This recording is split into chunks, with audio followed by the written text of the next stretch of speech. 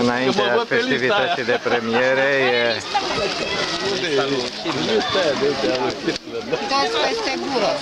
In Memoriam. Tu strigă acolo Corvenie. Ia să punem aici unul. Uite pe măstăl pot. Da, cu furel. Am zis că la câteva luni de zile trec în pădure cu baton. Dar nu. M-am hotărât să plec la 9 seara cu baton.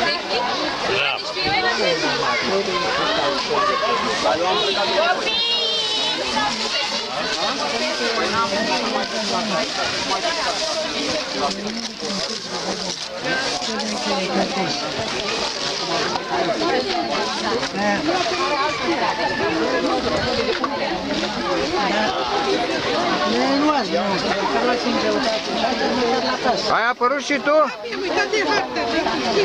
Păi dai după ce se termină.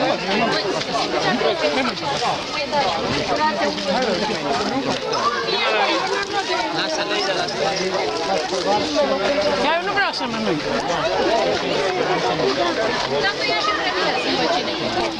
Vreau la copii să încep. Copii! Copii! Și adulții premiem mai târziu. Da? Unde-s copiii? Au venit? Cercetași! Cercetașii! Încep și strig. Vrei să ții momentul de recolegi? Vreau să țin momentul de recolegi. Păi haideți! Haideți! Nu, mami, nu! Gata! Copii! Copii care au venit, care nu.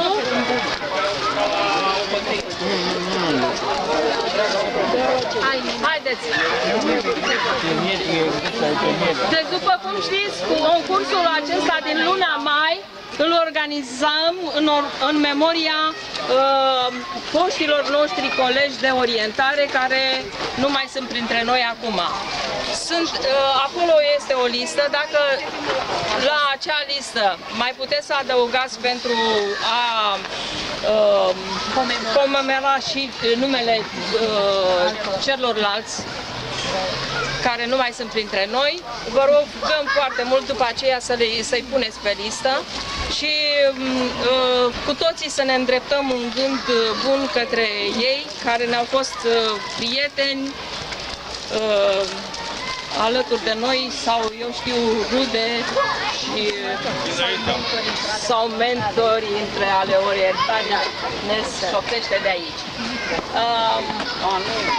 Haideți să păstrăm momentul de reculegere, vă rugăm frumos, da?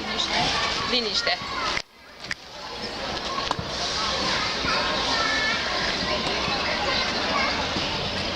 Vă mulțumesc!